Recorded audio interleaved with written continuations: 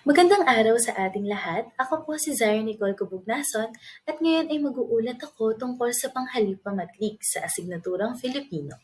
Sa presentasyong ito ay tatalakayin natin kung ano nga ba ang panghalip-pamatlik, ang iba't ibang uri nito at kung paano nga ba natin ito ginagamit sa ating pangungusap. Ngunit bago tayo magsimula, inaanyayahan ko muna ang lahat para sa isang maikling panalangin. Maraming salamat po. Sa pagtatapos ng aralin na ito, inaasahan na ang mga mag-aaral ay una, matutukoy ang kahulugan na ginagamit sa panghalip-pamatlik. Ikalawa, may papaliwanag ang iba't ibang uri ng panghalip-pamatlik. Ang ikatlo naman ay makagagamit ng mga panghalip-pamatlik sa pangungusap ng tama. Narito naman ang daloy ng ating talakayan. Una ay pag-uusapan natin ang kahulugan ng panghalip-pamatlik. Pagkatapos naman nito ay tatalakayin natin ang iba't ibang uri nito tulad ng patulad, pahimaton, paukol o paari, panlunan at paturol. Sa huli naman ay magbibigay tayo ng mga halimbawa at paggamit sa pangungusap nito. Ang panghalip-pamatlig ay panghalip na ginagamit upang ituro o ipakita ang isang tao, bagay, lugar o pangyayari. Ibig sabihin nito, ginagamit ito upang tukuyin o tinutukoy tayo na malapit o malayo sa nagsasalita o sa ating mga kausap. Dumako naman tayo sa iba't ibang uri ng pamatlik. May iba't ibang uri ng panghalip-pamatlik, kabilang dito ang patulad, pahimaton, paukol o paari, panlunan at paturol. Ang bawat isa ay may kanya-kanyang gamit sa pangungusap. Unahin na natin ang patulad. Ang patulad ay ginagamit sa paghahambing o pagtutulad ng mga bagay, tao o pangyayari. Halimbawa na lamang ito, ang mga salitang ginagamit dito ay ganito, ganyan, at ganon, at iba pa. Halimbawa na lamang nito sa pangungusap ay, ganito ang tamang paraan ng paggawa nito. Sumunod naman ay ang pahimaton.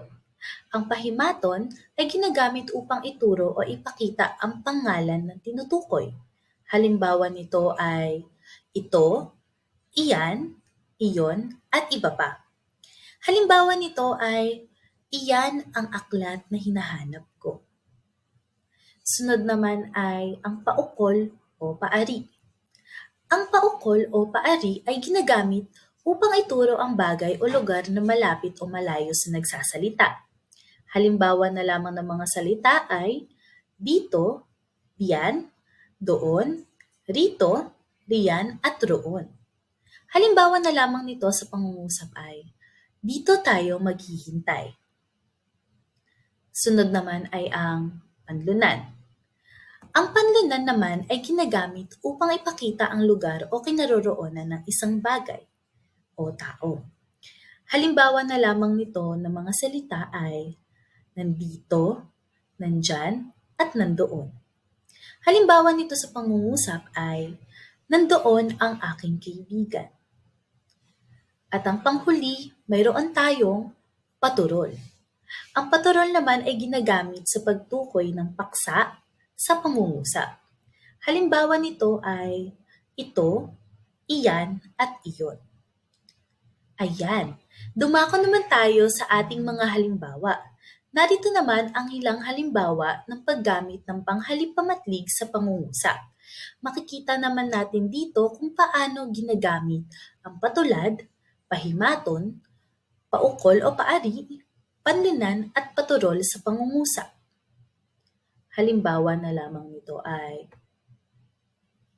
sa patulad, kung nais mong gumawa ng sapatos, ganire ang proseso na papanoorin mo.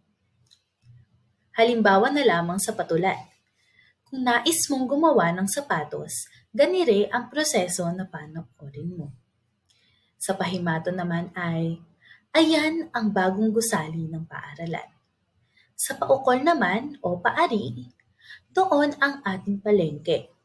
Sa panlunan ay, nandyan ang aking kaibigan. Sa paturol naman ay, ito ang aking pera. At dito nagtatapos ang ating presentasyon tungkol sa panghalip pamatlik. Maraming salamat po sa inyong pakikinig. Mabuhay ang wikang Filipino!